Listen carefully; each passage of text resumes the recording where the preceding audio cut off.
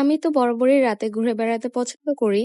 আর এইদিকে সে অফিস থেকে আসার সময় আমাকে কল দিয়ে জিজ্ঞাসা করছিল যে কিছু খাবো কিনা। দেন আমি বললাম যে বাইরে যেয়ে ফুচকা খেতে ইচ্ছা করতেছে। এরপর সে বলল ওকে ঝটপট রেডি হয়ে নিচে নামো। তার বলতে দেরি, আমার তো রেডি হয়ে নিচে নামতে একটুও দেরি হয়নি। এই তো এরপর আমরা দুজন চলে আসি ফুচকা খাওয়ার জন্য। এই দোকানের ফুচকাটা আমার কাছে বেশ ভালো লাগে, তাই আজকে হাঁটতে হাঁটতে আমরা এখানেই চলে এসেছি।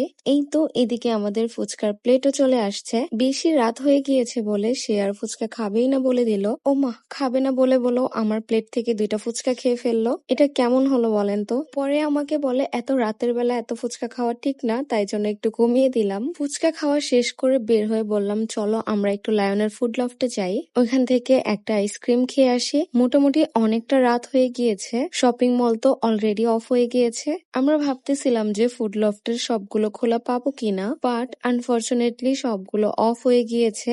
এরপর আর কি আইসক্রিম খাওয়ার শোকে কিছুক্ষণ বসে বসে দুঃখ বিলাস করছিলাম আমরা। সব যেহেতু অফ হয়ে গিয়েছে তাই বসে বসে দুঃখ বিলাস করেও কোনো লাভ নেই, তাই কিছুক্ষণ পর সেখান থেকে আমরা বেরিয়ে পড়ি। নিচে নেমে বাসার জন্য একটু ফল কিনে নিলাম। আর এই তো শেষমেশ আমার সেই কাঙ্ক্ষিত আইসক্রিম খাওয়ার ক্রেভিংস যেহেতু জেগেছে, একটা না একটা তো খেতেই হবে। যাই হোক, এরপর আমরা বাসার উদ্দেশ্যে রওনা করি। আজকের মতো ভিডিওটি এখানেই শেষ করছি। ভিডিওটি ভালো লাগলে অবশ্যই লাইক, কমেন্ট এন্ড শেয়ার করবেন। দেখা হয়ে যাবে পরবর্তী কোনো ভিডিওতে। সেই পর্যন্ত সবাই ভালো থাকবেন। আল্লাহ হাফেজ।